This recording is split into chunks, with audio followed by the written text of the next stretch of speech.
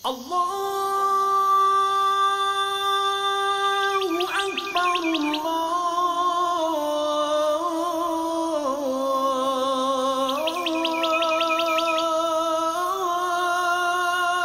Akbar. Alhamdulillahi Rabbil alamin. Wassalatu wassalamu ala Sayyidina Muhammad va ala alihi wa ashabihi ajma'in, amma ba'd. Ushbu dunyolarni yo'qdan bor qilgan, har doim bizni o'zining iksiz-cheksiz ne'matlari bilan ne'matlantirib turuvchi, rizqlantirib turuvchi buyuk Robbimiz, alamlarni yo'qdan bor qilgan Robbimiz Alloh subhanahu va taolaga iksiz-cheksiz hamd sanalarimiz, shukronalarimiz bo'lsa yarar edi. Hamda shu alamlarga rahmat bo'lib jibarilmish eng xayrli payg'ambarimiz Muhammad Mustafa sallallohu alayhi va sallamga iksiz-cheksiz hamd sanalarimiz, salovat sharifalarimiz doimiy ravishda erishib tursa yarar edi. Alhamdulillah, hurmatli din qardoshlarim, hurmatli musulmonlar, bizning endi bilamiz, Mavlid oylarimiz davom etadi. Hamda endi bu albatta bizning uchun tag'in bir fursat bo'lib turadi. Alamlarning eng xayrli zoti bo'lgan payg'ambarimiz Muhammad Mustafa sallallohu alayhi va sallam haqida so'ylashirga, uning turmushidan endi voqealarni esga olib, endi uning turmushi bilan tanishib ketirga bir fursat bo'lib turadi. Alhamdulillah, hurmatli din qardoshlarim, shinabda ne qadargina shukrona qilsak da yerine yetkazib shukrona qila olmaysak biz shu ummatdan bo'luvimizga ko'ra. Chunki hattoki boshqa payg'ambarlar duo qildilar Alloh taolaga, ya Rabbim, bizning endi oxir zamon payg'ambarining ummatidan qil deb. Ya'ni payg'ambarlar da shu ummatga alagirga tiladilar, chunki shu ummatning shu qatliq fursatlari, mumkinchiliklari bor Alloh taolaning rizolig'iga erishirga. Endi g'adi izgilik qilib bilangina endi ko'pgina savoblarga erishib bo'ladi. Shunga ko'ra, hurmatli din qardoshlarim, buning endi qadrini bilib, payg'ambarimiz sallallohu alayhi vasallamga salovatlar aytib, endi Alloh taolaga shukrona qilirga unutmaylik. Shinabda payg'ambarimiz Muhammad Mustafa sallallohu alayhi va sallam endi payg'ambarligi kelganchiga qadar, endi buyuk vazifasi boshlanganchiga qadar u g'arablar orasida, o'zining qavmi orasida endi yuqori darajada adab axloq egasi ekanligini taniylar edi, bilalar edi g'arablar. Mushriklar da ana hurmat etalar edi. Chunki endi aning boshqa ismi da bor, ya'ni payg'ambarlik kelganchiga qadar ana Muhammad Amin deb yurtalar edi. Amin degani ishonishli deganni anglatadi. Ya'ni hech bir zamonda da aning og'zidan bir yolg'on so'z chiqmagan. Hali payg'ambarlik kelganchiga qadar endi hech bir yolg'on so'ylamagan. Amonatlarni xiyonat etmagan. Endi bergan so'zini yerine yetkazib ishlagan.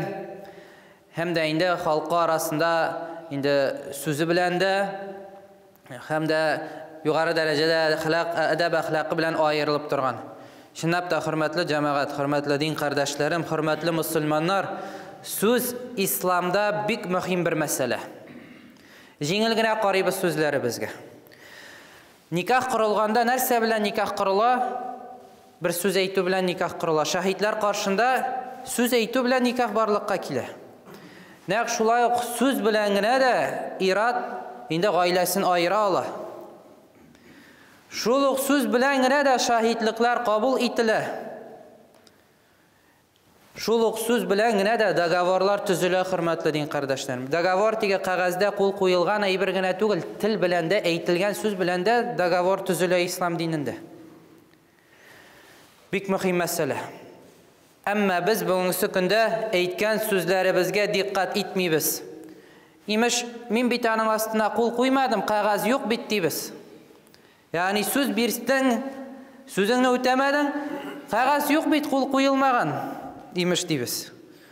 Amma qo'limiz qo'yilgan, xabarimizgina yo'q. Ikki yoqda ikki yelkamizda farishtalar o'tiradi. Har bir so'z aytdikmi, aytgan so'zimizning ostimizda qo'l qo'ygan kibik bo'lamiz. Qiyomat kunida ikki yoqdagi kitobda Alloh qarshida bizning qarshimizga keltirilacak. Har bir aytgan so'zimiz yozilgan bo'ladi. Aytmagas qo'l qo'yilmadi, so'z berdim, o'tamadim, narsa bo'lsin, endi yarar dogovori yo'q bitdi. Har bir aytgan so'zingiz dogovor. Har bir bergan so'zingiz yozilib bora. Har bir ostida qo'lingizda bor. Ne uchun? Chunki aytdingiz. Әйтәләр бит татарларда, инде сүзне әйткәнче син аңарга хуҗа, авызыңнан чыккач инде артык ул сүз синең өстеңдә хуҗа. Шуңа күрә, хөрмәтле мусламаннар, хөрмәтле дин кардәшләрем, сүз әйтер алдыннан уйлыйк ни әйткәннәребезне. Шугырлы булыйк. Ягъни һәр бер әйберне акыллы рәвештә уйлап эшлик. Һәр бер әйткән сүзебез, һәр бер аткан адымыбыз башыбыздан үтсен башта. Һәр бер әйбер өчен җавап бирәбез. Ни генә әйтелмәсен, ни генә авызыбыздан чыкмасын, һәр бер әйберебез язылып бара, һәр бер әйбер өчен һәр беребез инде Аллаһ каршында җавап бирәбез. Шуңа күрә чынлап та хөрмәтле җәмәгать Пәйгамбәрбез саллаллаһу алейхи ва саллям да инде кабиләсе арасында амин дип аерылып тора. Инде ышанычлы кеше. Һич бер ялган сөйләмәгән. Һич бер ялган сөйләп кешеләрне алдамаган. Һәм дә шулай итеп инде Пәйгамбәрбез саллаллаһу алейхи ва саллямга пәйгамбәрлек вазифасы килгәч тә Пәйгамбәрбез Мәккә җирлегендә халыгын туплый. Бер тау кырыенда туплый. Һәм дә бу тауга басып үзенең халкына нәрсә ди? Я халкым ди.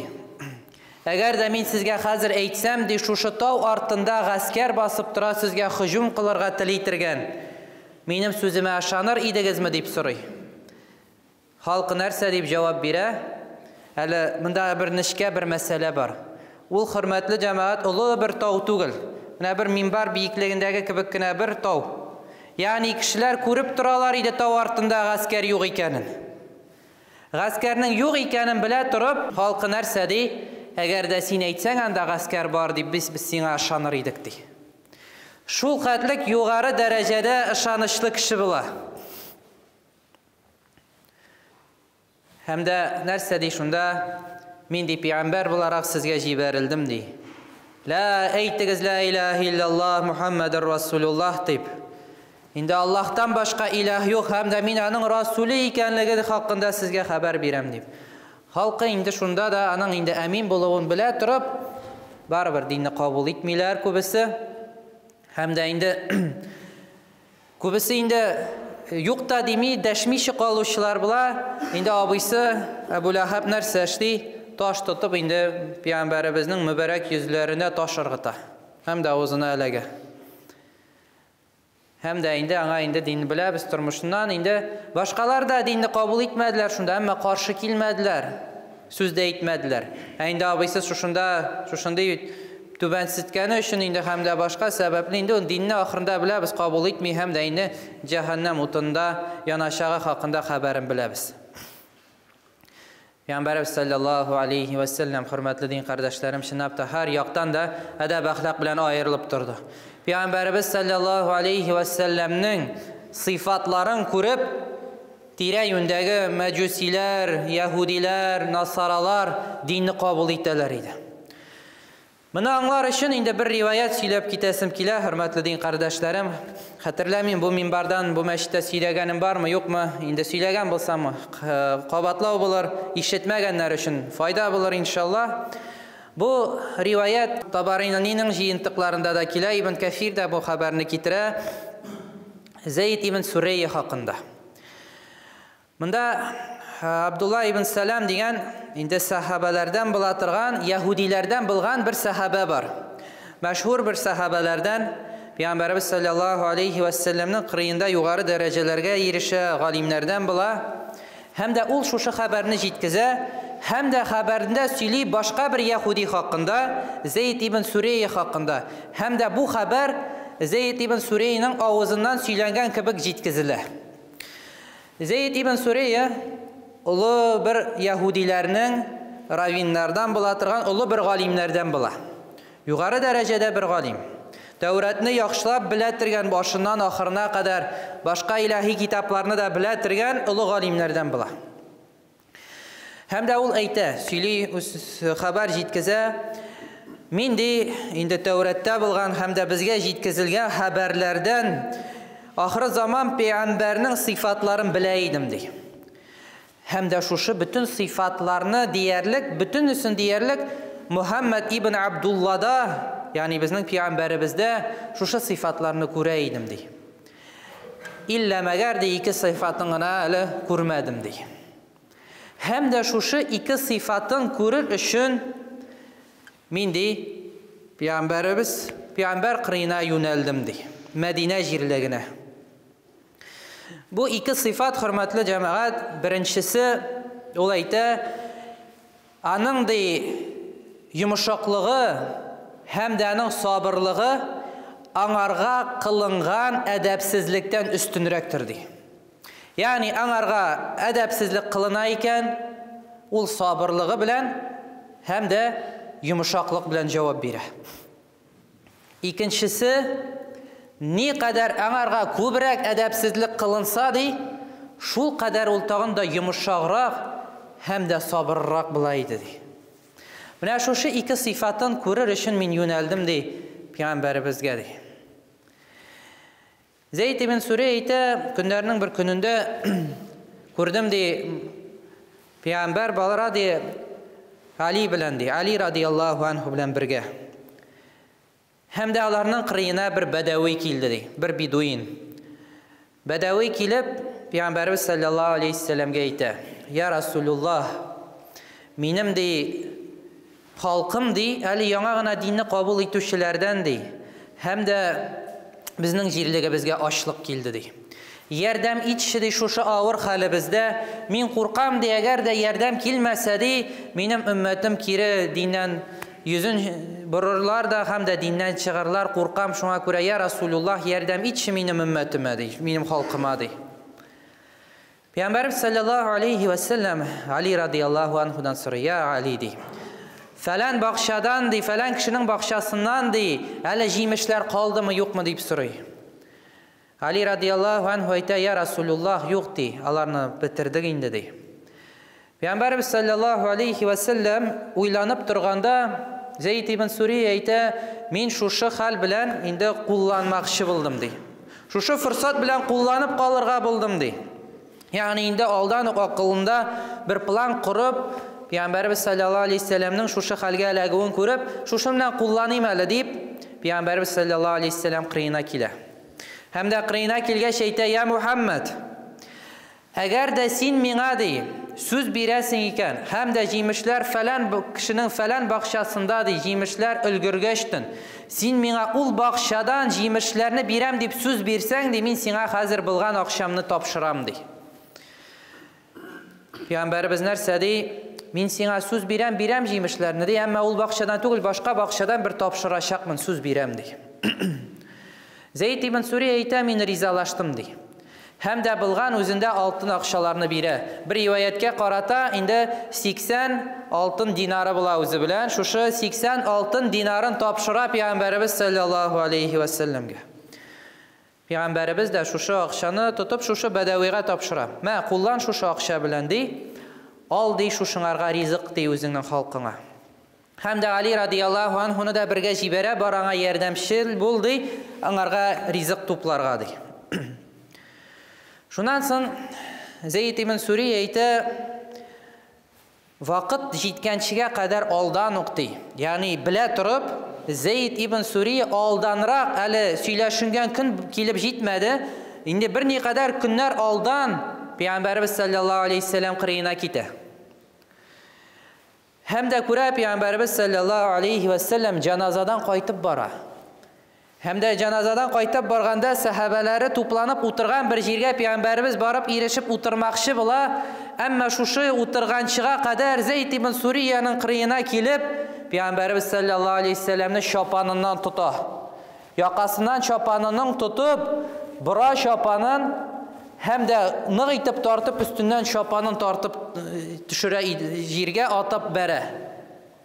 Güzelliğinizga kiteriz hürmetli cemaat. Peygamberimiz sallallahu aleyhi ve sellem Peygamber kırığında toplanıp otura köpkine sahabeleri, şuşulay sahabeleri karşında mıskıl itip, şapanından tutup, şapanın yakasından tutup, vurup, şapanın tartıp, düşürüp, jirge ata.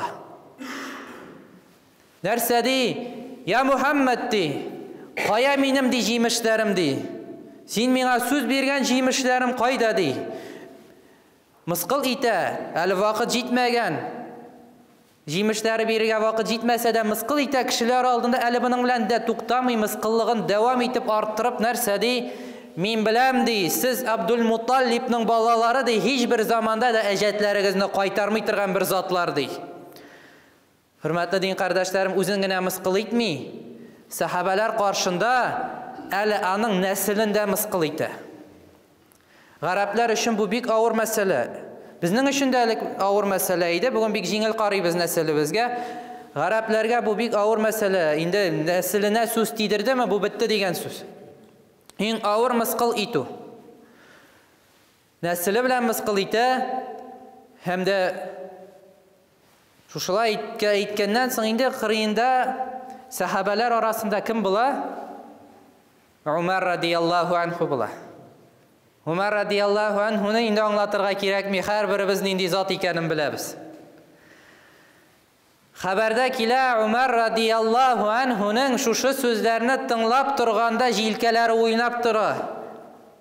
Калфалакил мустатир дип килә хадистә, ягъни бер түгәрәк әйбер кебек. Ягъни моны аңлатыр өчен анда шәрхендә нәрсә китерелә?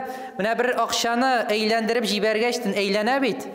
Әйләнгәннән соң төшә башлагачтын болай уйный башлый бит тиен. Менә шушылай җилкәләре уйнап тора дип хадистә китерелә. Ягъни урынында тора алмый, кызарып бетеп, инде җилкәләре уйнап тора. Һәм дә Али радияллаху анху нәрсә ди? Тукта ди, әгәр дә монда Рәсүлебез булмаса иде ди, мин синең башыңны икегә чабыр идем ди. Умар радияллаху анхуның холкын беләбез, хөрмәтле дин кардәшләр. Һәм дә шушы хәлдә Зәйд ибн Сури үзе әйтә, Пәйгамбәрбез саллаллаху алейхи ва саллямга карап тордым ди. Хәтта бу хәлдә ди, мин аңа кычкырганда, ул инде йомшак кына елмаеп тора торган йөз белән миңа карап торды ди.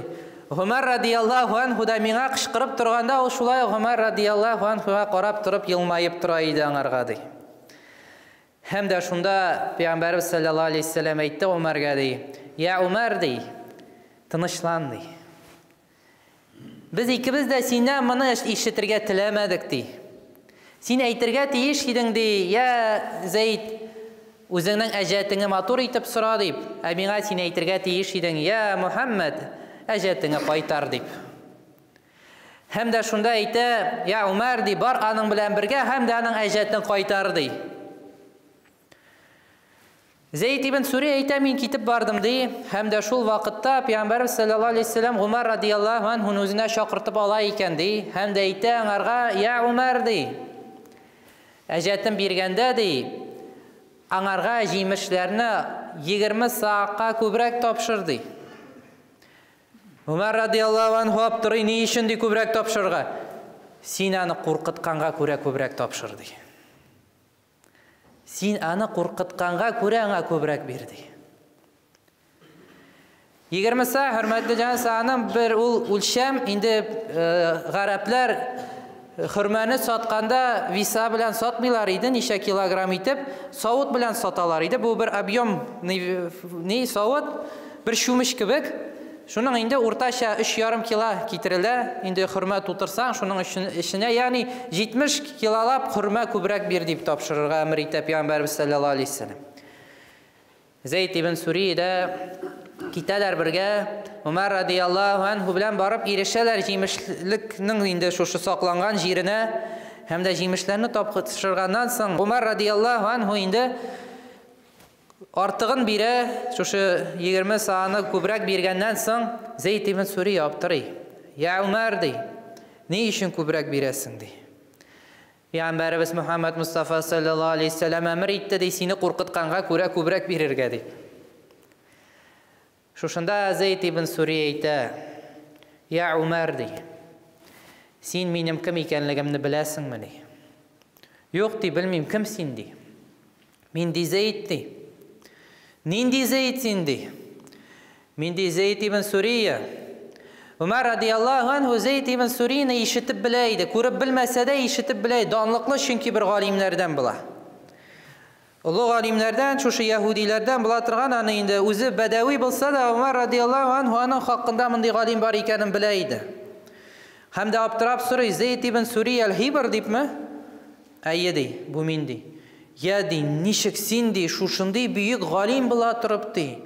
Şuşunday büyük zat bula turıp dey. Peygamberimiz sallallahu aleyhi ve sellem'ne şulay mıskıl ettin dey. Zeyd ibn Suriye şunda ayta, ya Ömer dey. Men dey Peygamberimiz sallallahu aleyhi ve sellem'nin dey, iki sıfatını izledim dey. Hem de ol iki sıfatını arada gördüm dey. Hem de ya Ömer şehit bul dey. Eşhedü en la ilahe illallah ve eşhedü enne Muhammeden abduhu ve rasuluhu dey. Şunda dinini kabul ete. Hem de alıp gitmine dey Peygamberimiz sallallahu aleyhi ve sellem kırıyına dey. Hem de minanın karşında şu sözlerine item dey. Hem de şahit buldu ya Ömer dey, sen benim bay zat ekenligimni bilesin dey. Hem de men özümnin baylığımның yartısını dey dinge tapşıram dey. Hem de şindap da Zeyd ibn Suriye dinini kabul etip, ulu zatlardan bula, şahit bulup gite bir soğuşlarda, ama indi dinge küp hizmet kıla, malı yağından da küp kına hizmet kıla, hürmetli din kardeşlerim. Kurabız Peygamberimiz sallallahu aleyhi ve sellem'nin bir sabırlığı, yumuşaklığı sebepli. Indi ulu zatlar dinini kabul ettiler. Şuna göre her vakit indi özümüzün edeb ahlakımız üstümüzde eşlik. Hem de kişiler arasında birek de bulganda Müslüman ekenligimizni unutmayıq. Başkası indi Peygamberimiz sallallahu aleyhi ve sellem'nin indi meşhur bir kıssalarından indi Peygamberimiz sallallahu aleyhi ve sellem Mekke jirliginde indi bu indi Peygamberliğinin 9. yıllarında kitiriletirgen vakıgalardan indi Müslümanlarga karşı indi hücumlar kubeygen sayın Peygamberimiz sallallahu aleyhi ve sellem izli koyam iken Müslümanlar bilen kuşup giderge. Nindi kavimden yardım sorarga deyip hem de şunu izler için indi bir kavimge yönele Taif şehrine. Taif şehrine yönele hem de indi anın bilen Zeyd ibn al-Haris bula anın bilen birlikte ikevgine gittiler Taif şehrine. Taif şehrine anın kitkeni müşrikler aldan bildiler barasın hem de indi özünlerinin ilçilerin yolla jibereler. Hem de o ilçileri barıp erişkeş ol jirlikteki indi halıkını kuturtup koyalar Peygamberimizge karşı sihirçi deyip başkasını söylep yalgancı deyip indi haber ettiler. Peygamberimiz sallallahu aleyhi ve sellem Taif jirligine erişkeş Taif jirliginin indi hocaları bulgan başlıkları bulgan 3 kişi bulatırgan başlıkka kire. Şunda indi özünün peygamberliği hakkında söyley, dini kabul ettiğiz deyip hakkında haber ete. Indi bu üçüsü başlıklar indi onlardan külüp, ya Allah seni peygamber etip sayladı mı? Şuşunday bir zatını peygamber etip sayladı mı deyip hem de başka indi tübensite ettirgen sözler söylep indi ana kuvup çıkaralar. Peygamber sallallahu aleyhi ve sellem uramga çıkkaş indi halkka da jetkizmekçi bula, hem indi halkın da kuturtup koygan şuşu başlıkları Peygamberimiz sallallahu aleyhi ve sellemge şuşu uramlarda taş ata başlaylar. Hatta ki belekey sabi balalar Peygamberimiz sallallahu aleyhi ve sellemge taş atalar. Peygamberimiz sallallahu aleyhi ve sellem'nin şuşu taşlardan tenlerinden kanlar ağa. Hatta ki haberlerde kitiriler Peygamberimiz ayağı bilen basıp barganda kumdan ayağı kumga yabışa.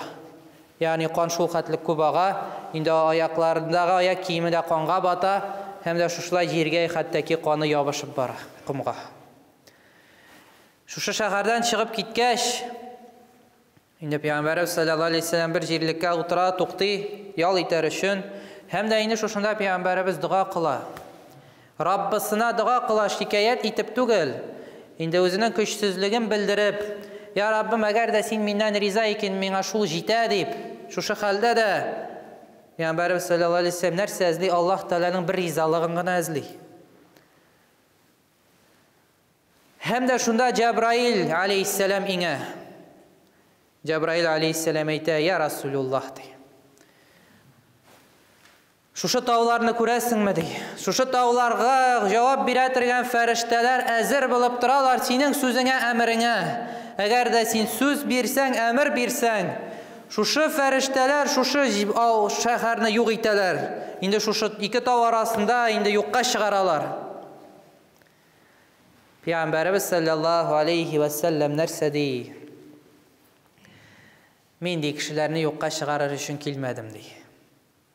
Мин халыкларга рәхмәт булып җибәрелдем ди. Һәм дә бәлки алар бүген динне кабул итмәсәләр, аларның киләчәктәге инде балалары, оныклары иншалла динне кабул итерләр ди. Шушында да Пәйгамбәрбез саллаллаһу алейһи ва саллям җимшаклыгына карагыз. Юкка чыгара ала иде шушы шәһәрне. Ушын ала иде, ачуын чыгара ала иде. Әмма шушында да Пәйгамбәрбез саллаллаһу алейһи ва саллям йомшаклыгын күрсәтә. Шундап та тарихта беләбез, Таиф шәһәре аңардан соңра инде кыска заманда динне кабул итә. Һәм дә инде Таиф шәһәре күп кенә файда китерә ислам диненә. Пәйгамбәрбез саллаллаһу алейһи ва саллямның мәрхәмәте, рәхмәте нинди? Һәм дә үзебезгә карыйк хәзер. Һәрберебез үзебезгә карыйк. Безгә берәр начарлык эшләсә, ни кадәр кызып чыгабыз, ни кадәр ачу саклыйбыз. Әле хәзер дә йөрәкләребездә бәлки берәр кешегә карата инде 10 еллар үткәннән соң да берәр ачуыбыз бардыр. Һәм дә ул ачуны саклап тотабыз, әле ушында чыгарырга тырышабыз. Уш алырга тырабыз. Хөрмәтле дин кардәшләрем, гынаһның 2 төре бардыр. Берсе синең белән Раббың каршында, ягъни кул белән Аллаһ каршында кылынган гынаһ бардыр. Һәм дә кул белән кул арасында кылынган гынаһ бардыр. Кул белән Аллаһ арасында кылынган гынаһны тәүбә итсәң, иншалла Аллаһ Тәала Гафурур Рахим, гафу итүче, гафу итәр синең гынаһыңны. Әмма кул белән кул арасында кылынган гынаһ тәүбә белән генә гафу ителми. Әүвәлә син кемгә карата зөлемлек кылдың икән, аңардан барып гафу үтенергә тиеш. Әгәр дә ул сине гафу итә икән, шул вакытта гына инде гынаһың гафу ителә. Әгәр дә ул гафу, аның хакы бар гафу итмәскә, ул вакытта инде кыямәт көненә калдырачак һәм дә кыямәттә үчен алачак. Шуңа күрә тагын бер кинешкә ягы бар. Әгәр дә кеше бу дөньяда аңарга карата кылынган бераз зөлемне гафу итә икән, гафу итмәсә, кыямәт көнендә ул кешенең инде савапларын ала. Яки саваплары булмаса, өстендә булган гынаһларын ул кешегә йөкли. Әмма бу дөньяда Аллаһ ризалыгы өчен кешене гафу итсәң, Аллаһ Тәгалә кыямәт көнендә каршылыгын сиңа үзенең байлыгыннан бирә. Аллаһ Тәгаләнең байлыклары иксез шиксез. Аллаһ Тәгаләнең ниъмәтләре өстенрәктер кешеләрнең савапларына карый. Шуңа күрә бу хәбәр белән Аллаһ Тәгалә безне нәрсәгә чакыра? Бу дөньяда да зөлемлек кылынды икән, безгә карата гафу итәргә кирәк. Пәйгамбәрбез саллаллаһу алейһи ва саллямның сөннәтедер бу, хөрмәтле дин кардәшләрем. Намаз уку гына сөннәт түгел. Ураза тотуларыбыз гына, мөселманча киенүләребез генә түгел. Гафу итә белү дә сөннәт. Кешеләрне гафу итү. Әле ул гына түгел, гафу итмәсәк, хөрмәтле дин кардәшләрем, йөрәкләребездә саклап йөрсәк шушы ачуны, йөрәгебезне каралта, йөрәгебезне ташка әйләндерә, һәм дә йөрәк хасталыгы тәнебез буенча да тарала. Күп кенә хасталыкларыбыз барлыкка килә шушы эчебездә пычраклыкны, ачуны саклап утырганга күрә. Шуңа күрә, хөрмәтле дин кардәшләрем, хөрмәтле мөселманнар, бер-беребезне гафу итик. Хәзер бар икән кемне гафу итмәгән кешеләрегез, Аллаһ ризалыгы өчен ул кешеләрегезне гафу итик. Әгәр дә берәрегезгә карата начарлык кылдым икән, хөрмәтле дин кардәшләрем, яки берәр сүз белән тигән булган булсам, һәрберегездән гафу үтенәм. Һәм дә хөрмәтле дин кардәшләрем, шушылай бергә булып, бер-беребезне яратып, хөрмәт итеп, инде гафу итеп, бер-беребезне, туганнарыбызны, якыннарыбызны күркәм генә әдәп әхлаклы булып, хакыйкый мөселманнар булып яшәргә Аллаһ Тәгалә безгә насиплардан кылсын. Аллаһ Субхана ва Тәгалә һәммәбезгә, туганнарыбызга, якыннарыбызга фирдәүс җәннәтләренә ирешүләрен насиплардан әйләсен.